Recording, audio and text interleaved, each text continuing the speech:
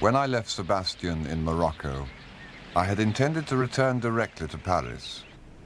But the business of his allowance meant that I had to travel to London to see Bridie. We met in the library of Marchmain House. Do you consider there is anything vicious about my brother's connection with this German? No, I'm sure not.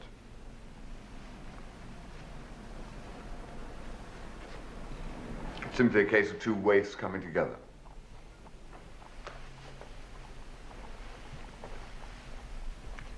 You say he's a criminal? Criminal type. He's been in a military prison, and he was dishonorably discharged. And the doctor says Sebastian is killing himself with drink. Weakening himself. He hasn't DTs or cirrhosis. He's not insane? Certainly not. He's found a companion he happens to like, and a place that he happens to like living in. Then he must have his allowance, as you suggest. The thing's quite clear.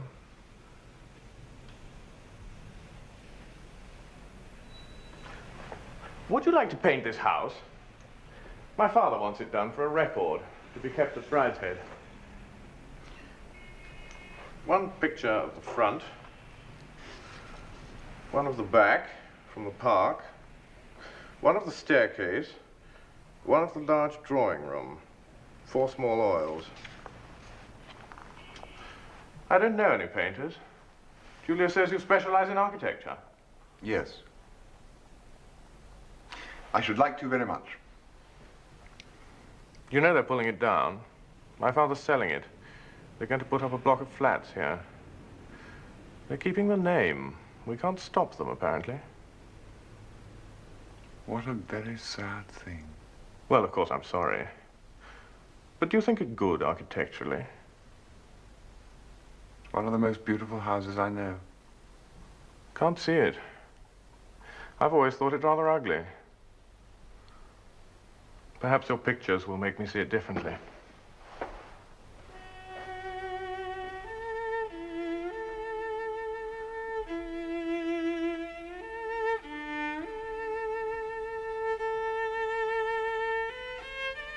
I began in the long drawing room, for they were anxious to shift the furniture which had stood there since it was built. I set out the perspective in pencil, but held back from the painting, like a diver on the water's edge.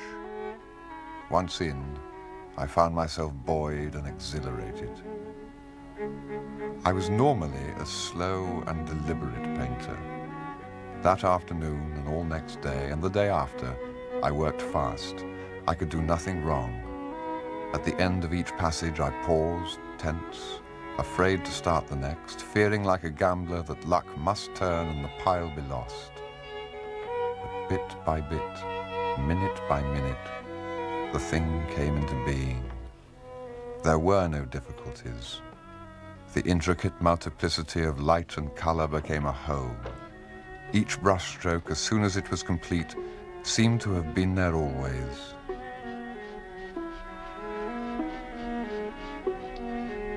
May I stay here and watch? Yes.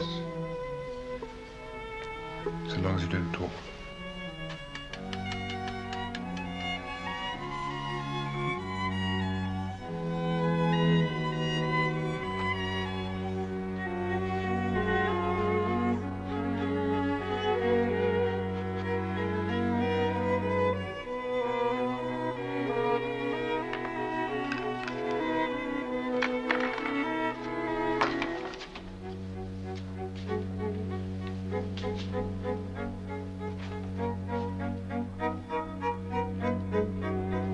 This was my first commission.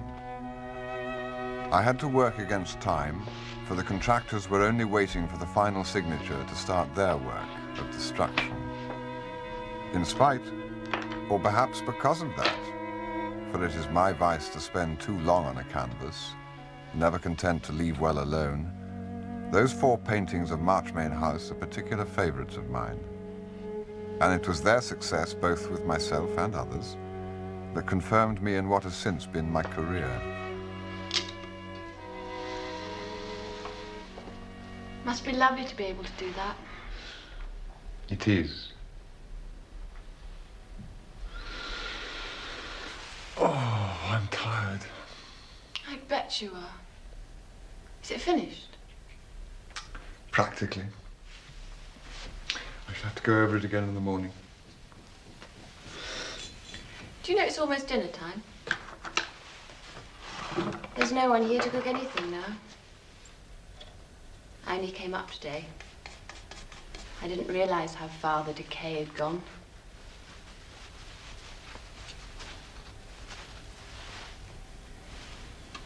You wouldn't take me out to dinner, would you? All right. Oh, thank you. I'll go and get changed.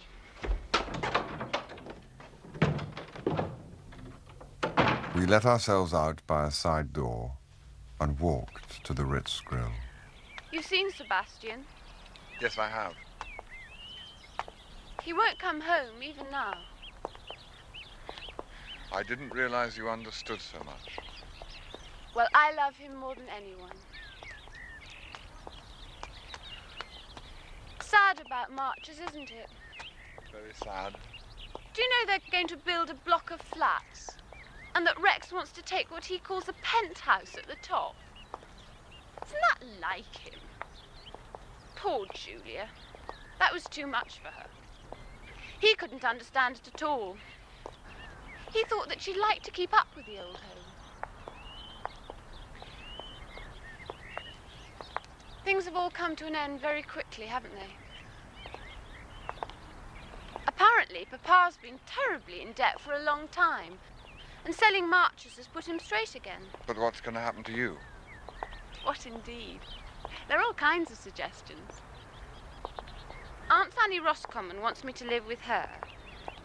And then Rex and Julia talk of taking over half of Brideshead and living there. But won't your father come back? We thought he might. But no. They closed the chapel at Brideshead. Did they? Bridie and the bishop. Mummy's requiem was the last mass said there. After she was buried, the priest came in. I was there alone. I don't think he saw me. He took up the altar stone and put it in his bag. Then he burnt the wads of wool with the holy oil on them and threw the ash outside. He emptied the holy water stoup, blew out the lamp in the sanctuary, and left the tabernacle open and empty, as though from now on it was always to be Good Friday. Suppose none of this makes any sense to you, Charles? Poor agnostic. I stayed there till he was gone. Then suddenly there wasn't any chapel there anymore. Just an oddly decorated room. Can't tell you what it felt like.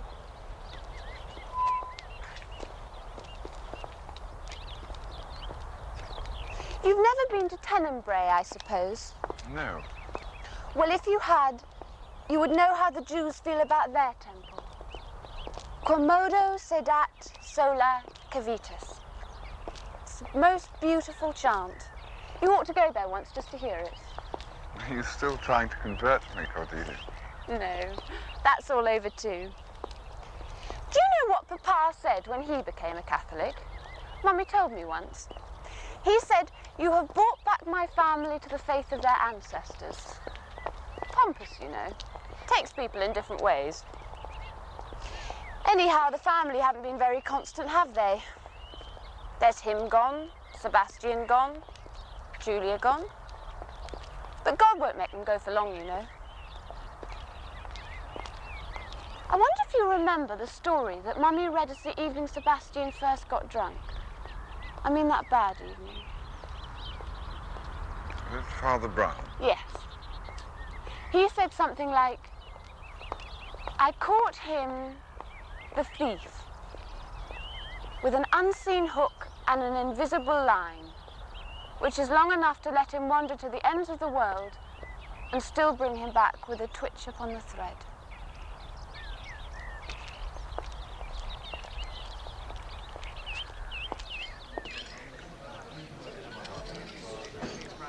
First time I've ever been taken out to dinner alone at a restaurant.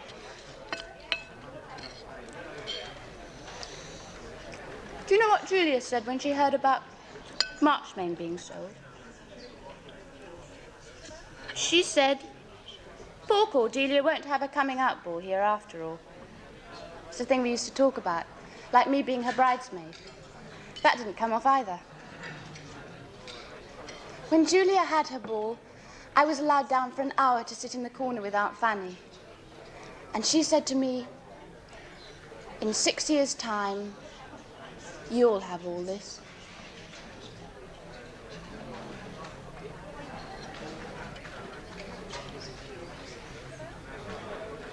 I hope I've got a vocation. I don't know what that means. It means you can be a nun. If you haven't a vocation, it's no good, however much you want to be. And if you have a vocation, you can't get away from it, however much you hate it. Bridie thinks he has a vocation and hasn't. I used to think Sebastian had and hated it. But I don't know now. Everything's changed so much suddenly. You'll fall in love. Oh, I pray not.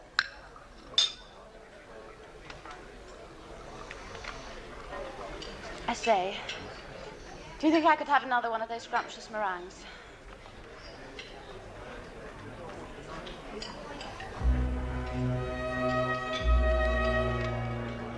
My theme is memory, that winged host that soared about me one grey morning of wartime. These memories, which are my life, for we possess nothing certainly except the past, were always with me. For nearly 10 dead years after that evening with Cordelia, I was borne along a road, outwardly full of change and incident, but never during that time, except sometimes in my painting, did I come alive as I had been during the time of my friendship with Sebastian. I became an architectural painter. But as the years passed, I began to mourn the loss of something I had known in the drawing room of Marchmain House. The intensity and singleness and the belief that it was not all done by hand. In a word, the inspiration.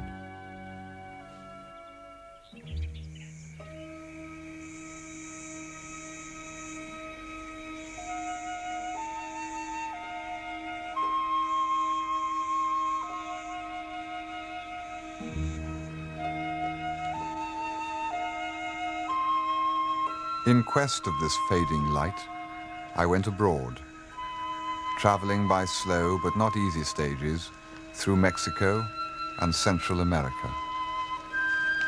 There, in great labor, sickness, and occasionally in some danger, I made the first drawings for Riders Latin America.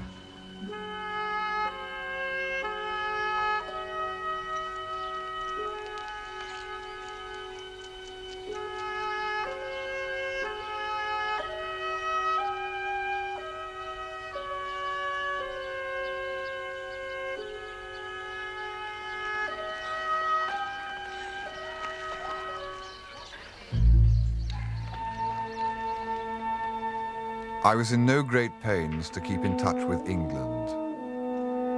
I followed local advice for my itinerary and had no settled route, so that much of my mail never reached me, and the rest accumulated until there was more than could be read at one sitting.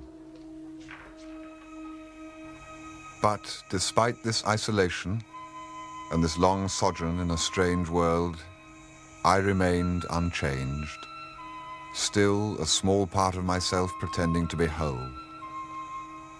I discarded the experiences of those 2 years with my tropical kit and returned to New York as I had set out.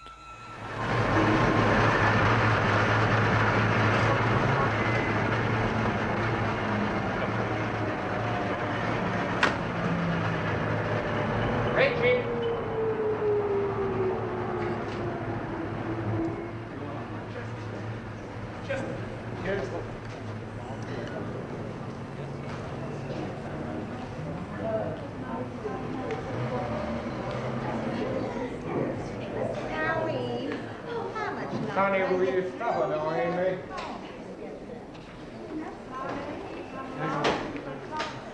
I have a suite booked.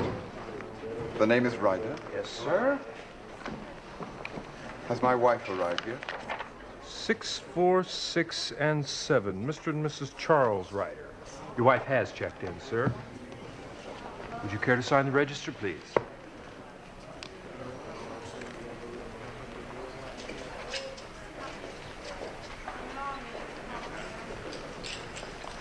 Your wife went out earlier, sir. She said to say that she'd be back after lunch. Thank you. 6, 4, 6, and 7. Thank you, sir.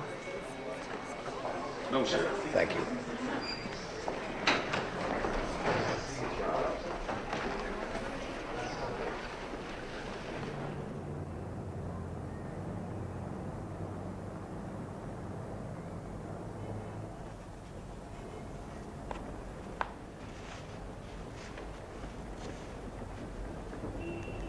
Thank you, sir.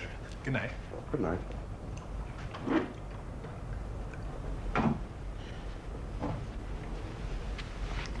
I don't believe you read my letters. Well, some of them went astray. I remember distinctly your telling me that the daffodils in the orchard were a dream, and that the new nursery maid was a jewel. But frankly, I cannot remember you telling me that your new baby was called Caroline. Why did you call it that? After Charles, of course. Ah. I made Bertha Van Holt godmother. I thought she was safe for a good present. What do you think she gave? Bertha Van Holt is a well-known trap.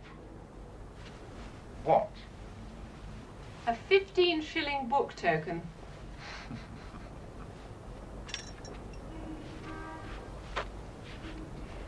Now that John has a companion, I think Who? that...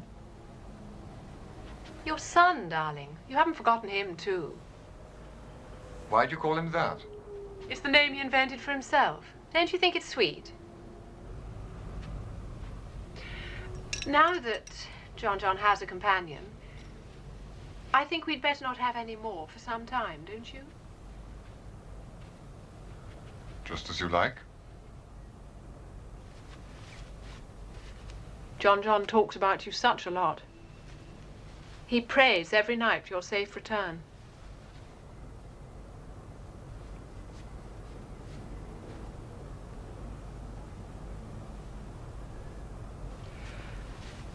I hope you admire my self-restraint. Restraint. By not asking any awkward questions. I may say I've been tormented by visions of voluptuous half-castes ever since you went away.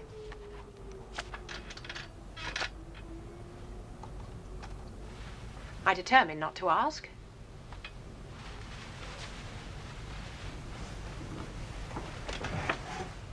And I haven't. That suits me.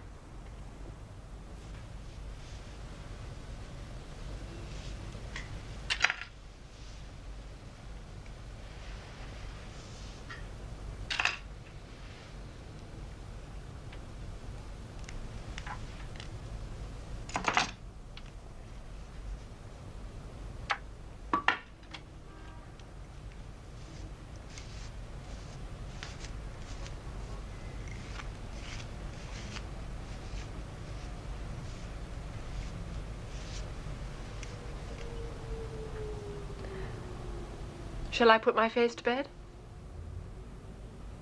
No. Not just yet.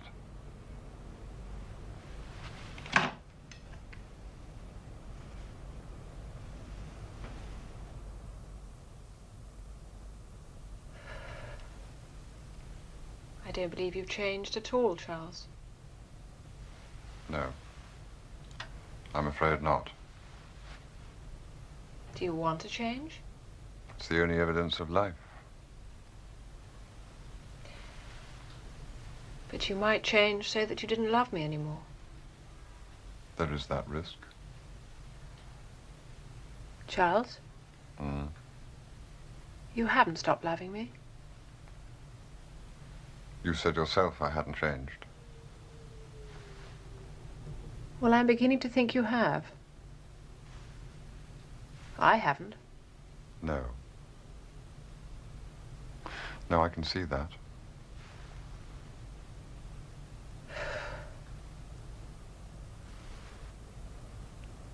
Were you at all frightened of meeting me today? Not the least. You didn't wonder if I should have fallen in love with someone else in the meantime? No? Have you? You know I haven't. Have you? No. I'm not in love.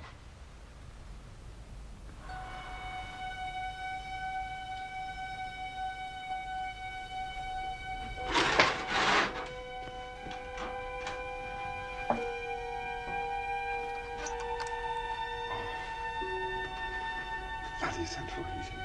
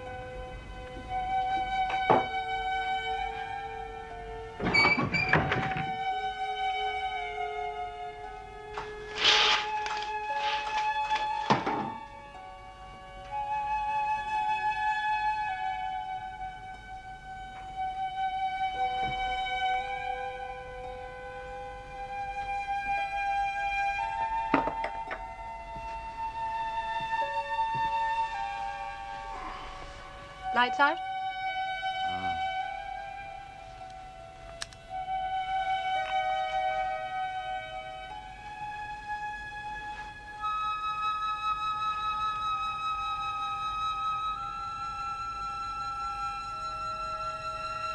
The garden's come on a lot. Box hedges you planted grew 5 inches last year.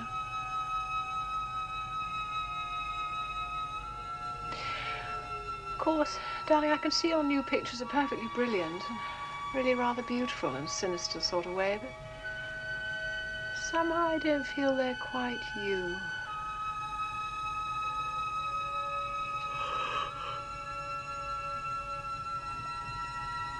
We've got a first-class cook at the moment. You'll be really impressed.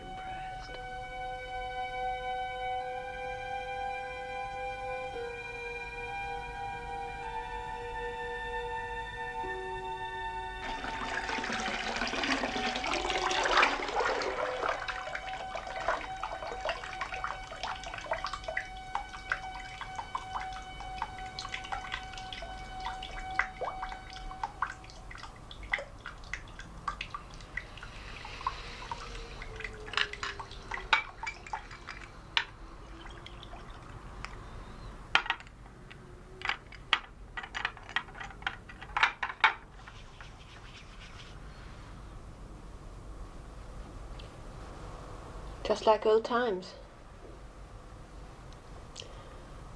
I'm not worrying anymore, Charles. Good. I was so terribly afraid that 2 years might have made a difference. Now I know we can start again exactly where we left off. When? What? When we left off what?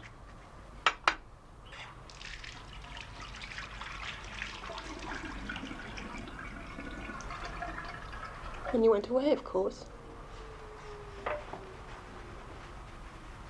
You're not thinking of something else a little time before? Oh, Charles, that's old history. It was nothing. It was never... It's all over and forgotten. I just wanted to know. So, we're back where we were the day I went abroad, is that it?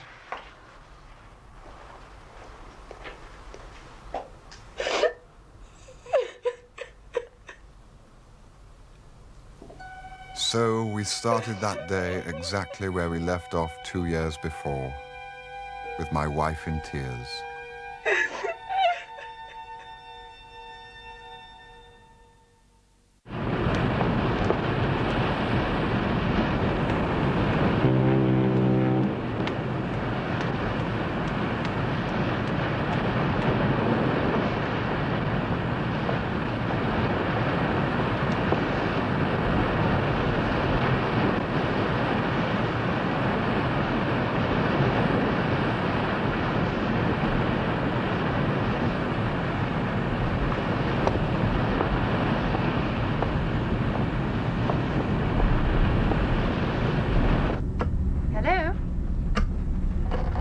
Hello?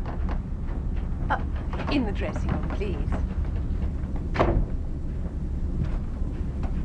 Charles, I'm just arranging our little party this evening. Julia? Celia? Celia Ryder? Oh, it's lovely to find you on board. What have you been up to? Oh, come and have a cocktail this evening and tell me all about it. Good. See you then. Julia who? Mottram. I haven't seen her for years. Hello? Operator, could you get me another? I had not seen Julia since the private view of my first exhibition, where the 4 canvases of Marchmain House, lent by Bridie, had hung together, attracting much attention. Those pictures were my last contact with the flights. Our lives, so close for a year or two, had drawn apart. Sebastian, I knew, was still abroad. Rex and Julia, I sometimes heard it said, were unhappy together. Rex was not prospering quite as well as had been expected. I saw their faces now and again peeping from the Tatler, but they and I had fallen apart into separate worlds.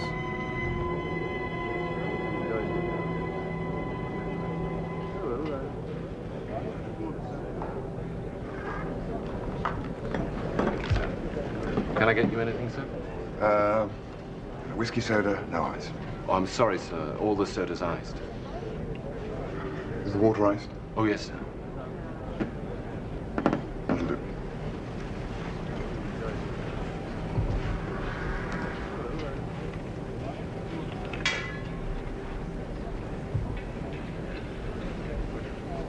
Charles. Hello. I heard you were here. Celia telephoned to me. It's delightful. Will you join me for a drink? Thank you. What are you doing? Waiting. My maid's unpacking. She's been so disagreeable ever since we left England. She's complaining now about the cabin. I can't think why. It seems the lap of luxury to me.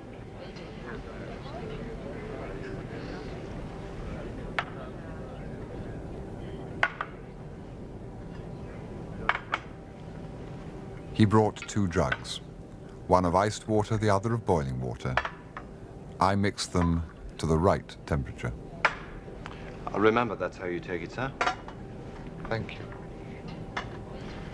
What can I get for you, madam? Oh, a hot chocolate.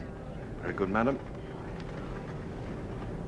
I never see you now. I never see anyone I like. I can't think why. What have you been doing in America? Don't you know? I'll tell you about it sometime. I've been a mug. I thought I was in love with someone, but it didn't quite work out that way. What about you, Charles? What have you been up to? Oh, I've just been painting. Trying different styles. I'm just back from a trip. Where have you been? Mexico, Central America. Quite away from anywhere. I felt I needed a change of scene. I was getting stale. It sounds thrilling. I'm longing to see the pictures. Celia wanted me to unpack them and stick them around the cabin for her cocktail party, but I couldn't do that. No. Is Celia as pretty as ever? I always thought she had the most delicious looks of any girl in our year. She hasn't changed. You have, Charles. So lean and grim. Not at all the pretty boy Sebastian brought home with him. Harder, too. And you're softer. Yes, I think so. And more patient now. And sadder, too. Oh, yes, much sadder.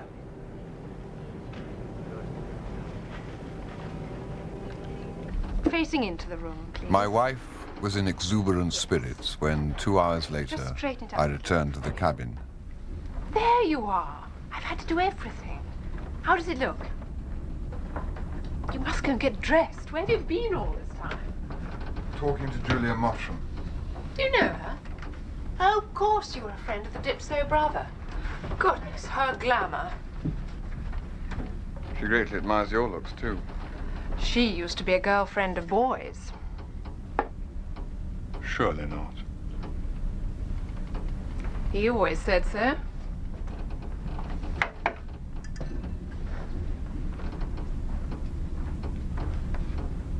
Have you considered how your guests are going to eat this caviar? I have. It's insoluble. I suppose there's always this. Oh, anyway, people always find ways of eating things at parties. Do you remember we once ate potted shrimps with a paper knife? Did we? Darling, it was the night you popped the question. As I remember it, you popped. Well, the night we got engaged. Well, you haven't said what you think about the arrangements. It's a cinema actor's dream.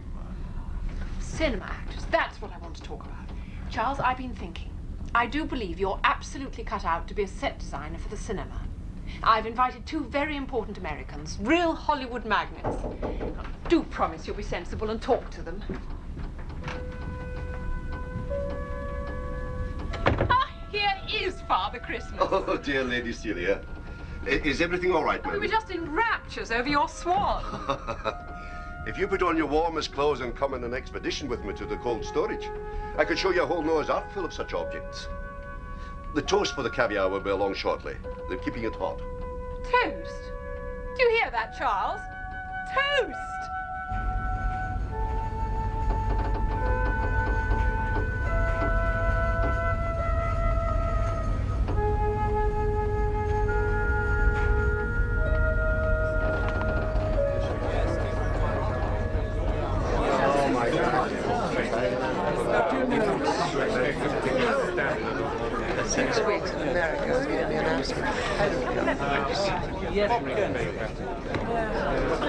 I do believe you've taken against my swan. Well, we were now, just don't worrying be about... beastly about it in front of the purser. I think it was sweet of him to think of it. You know, if Charles had read about it in a description of a 16th century banquet in Venice, he'd have said those were the days to live. But in 16th century Venice, it would have been a somewhat different shape. Hello. How are you? I'm so glad you could come, because I was talking before about it. Yes, Celia, what a beautiful swan. Oh, isn't it lovely? I hate to spoil the fun. It looks like we're in for a storm. Oh, how can you be so beastly? Anyway, storms don't affect a ship this size. Well, it might hold us back a bit. But it won't make us sick. Well, that depends how good a sailor you are. I'm always sick in the storms, ever since I was a boy. I don't believe a word of it. He's simply being sadistic. I must show you a photograph of the children. Do you know Charles hasn't even seen Caroline yet? Isn't it brilliant? I feel I know you through and through. Celia's told me so much about There were no friends of mine there, but I knew about a third of the party and talked away civilly enough. But all the time, I thought only of when Julia would come.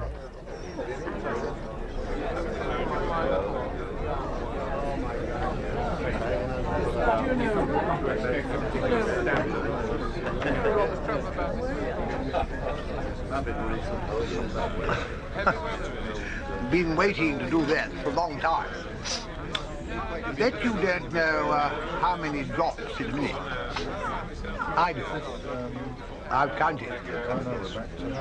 I've no idea. Well, guess.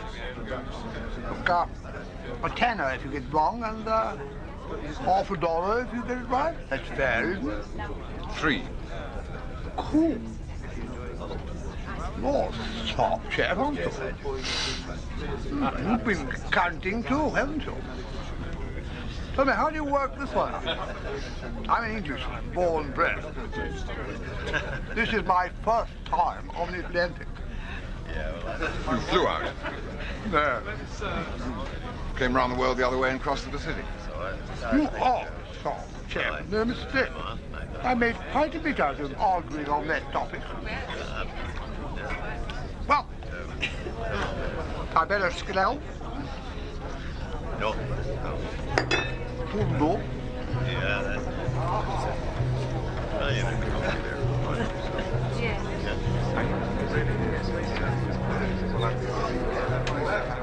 Still, Julia did not come. And the noise of 20 people in that tiny room was the noise of a multitude. Charles, this is Mr. Crane of International Films. So you're Mr. Charles, right? Yes. Well. Our purser says we're in for some pretty dirty weather. What do you know about that? Rather less than the purser. I'm sorry, Mr. Ryder. I don't quite get you. I mean, I know less about that than the purser. knowing that we should That's meet so. again in half an hour and go on meeting every half hour for days. I've enjoyed our talk. I hope it'll be the first of many. You must promise me to bring that distinguished-looking husband of yours to my little do on Tuesday. Oh, we'd love to. Are you having one? Yes. Do tell me, how did it feel meeting Celia after 2 years? I know that I should feel indecently bridal. But then Celia has never quite got the orange button out of her hair, has she?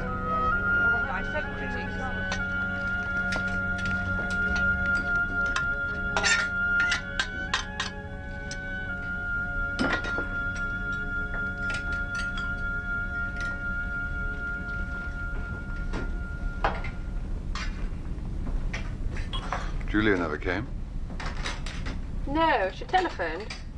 Couldn't quite hear what she said. There was so much noise going on. Something about a dress. It was quite lucky, actually. There wasn't room for a cat. It was a lovely party, wasn't it? Did you hate it very much? You behaved beautifully and you looked so distinguished. Who was your red-haired chum? No chum of mine. Oh, very peculiar. Did you say anything to Mr. Cram about working in Hollywood? Of course not. Charles, you are such a worry to me. It's no good just standing around looking distinguished and being a martyr for art. Come on, let's go to dinner. We're at the captain's table. I don't suppose he'll dine down tonight, but it's like to be fairly punctual. Just hope I can find the dining room. This place is an absolute maze.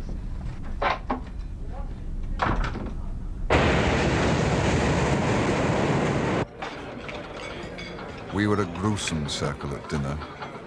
Even my wife's high social spirit faltered. Wherever Celia is, you'll find she knows all the significant people. I'm my beastly maid totally disappeared with every frock I have. Ah, yes, yes. I've made it my aim to reconcile the so-called communists. There's no fundamental diversity in their ideologies. It's a matter of personality, Mr. Ryder. And what personality is put asunder, personalities may unite. Of course. What I understood you to say, Lady Celia, that you were unacquainted with it. No, I meant he was like Captain Fowler. Ah, I begin to comprehend. He impersonated this friend of yours in order to come to your party. No, Captain Fowler is simply a comic character in an English paper. You know, like your Popeye. To recapitulate, an imposter came to your party, and you admitted him because of a fancied resemblance to a fictitious character in a cartoon. Yes, I suppose that was it, really. Not words. Do you not agree, Mr. Ryder? Yes. I mean, what are words? What indeed? Mere My mind reeled. After the months of solitude, this was too much. I felt like Lear on the heath, like the Duchess of Malfi bayed by madmen. I summoned cataracts and hurricanes, and as if by conjury, the call was immediately answered.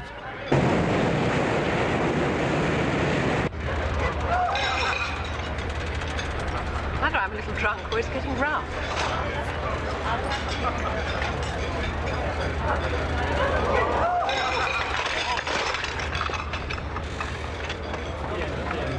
This is where I say good night to you all.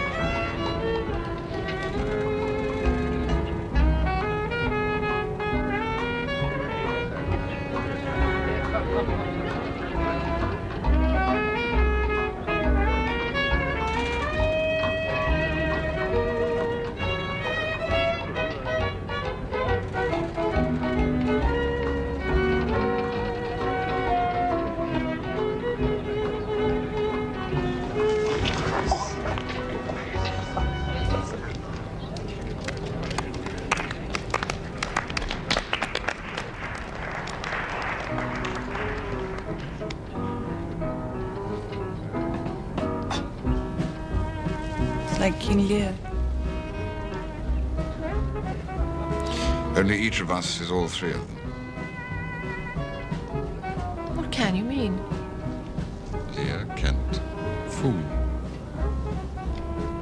Oh dear, it's like that agonizing foul enough conversation over again. Don't try and explain. I'm not sure that I could. Well, we've set a fine example of British phlegm, but I think I've taken all I can. This is making my head ache, and I'm tired anyway.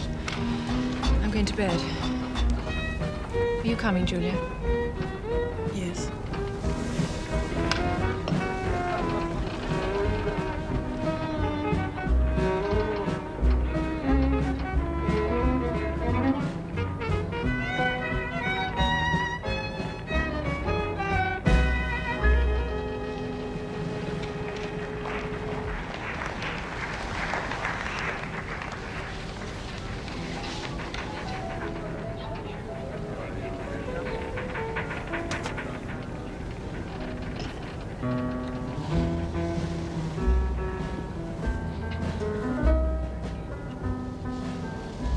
Will you be joining in the tombola this evening, sir?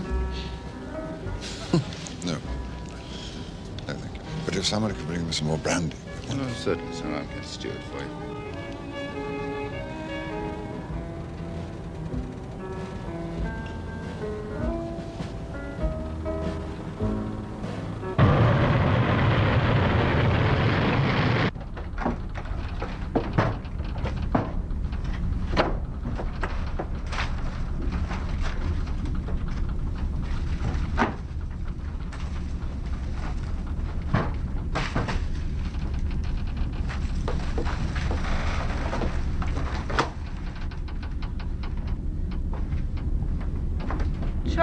that you? Yes.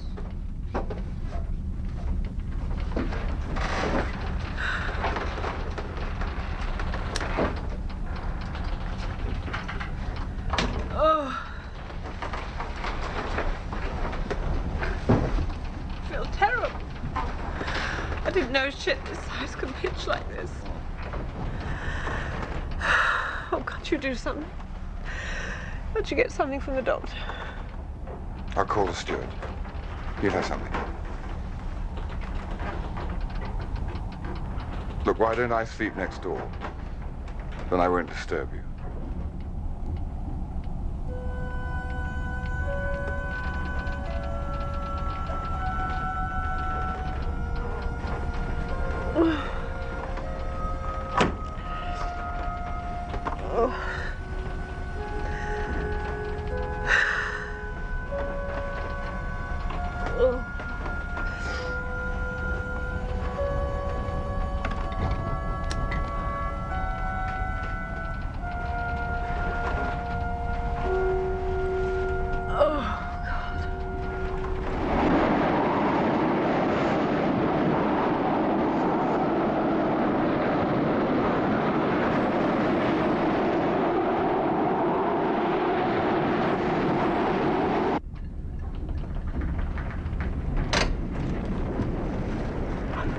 Oh, excuse me, sir, but these have come for you and her ladyship. What would you like me to do with them, sir?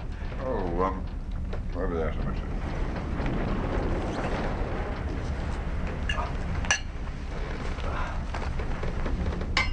What news of the storm? Well, the wind's dropped a little, sir, but it's still blowing quite hard, and there's a heavy swell. Nothing like a heavy swell for the enjoyment of the passengers. There weren't many breakfasts wanted this morning. Just a moment, Stuart.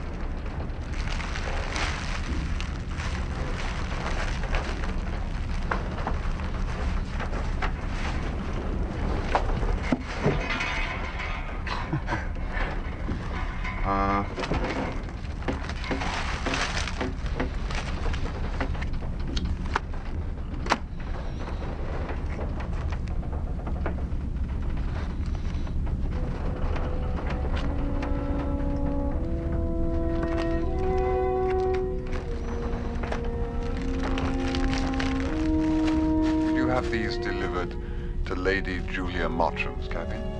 Certainly, sir.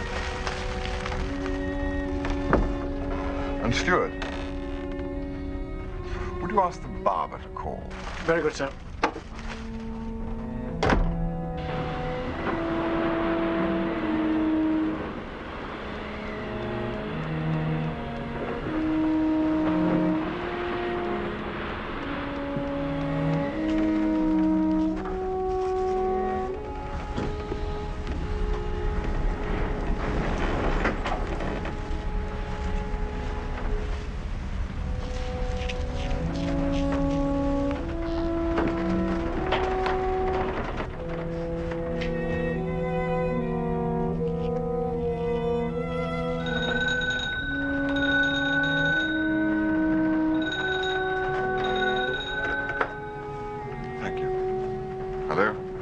Charles, what a deplorable thing to do. How unlike you. Don't you like them? What can I do with roses on a day like this? Smell them.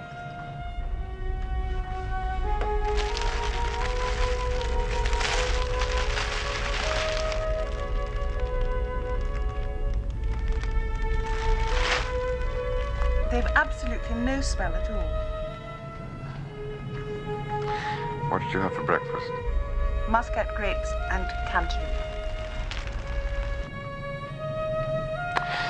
When am I going to see you? Before lunch?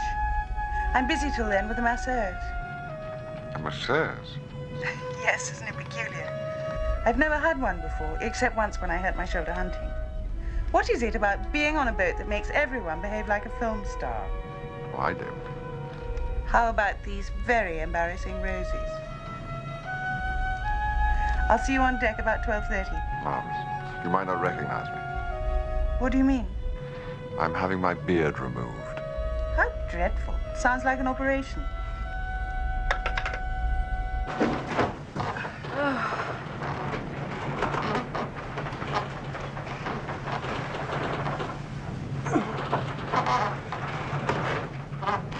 Can I come in?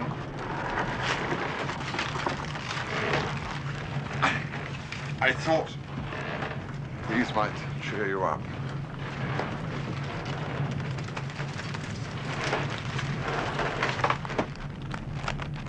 How sweet people are.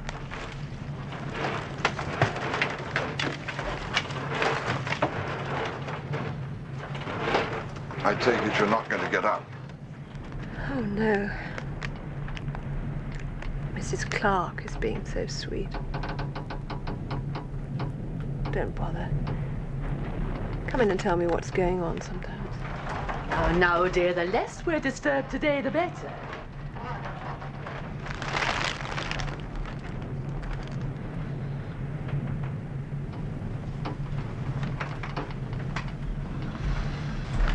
Charles?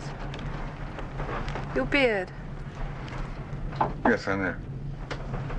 Oh, what a pity. I thought it looked so distinguished.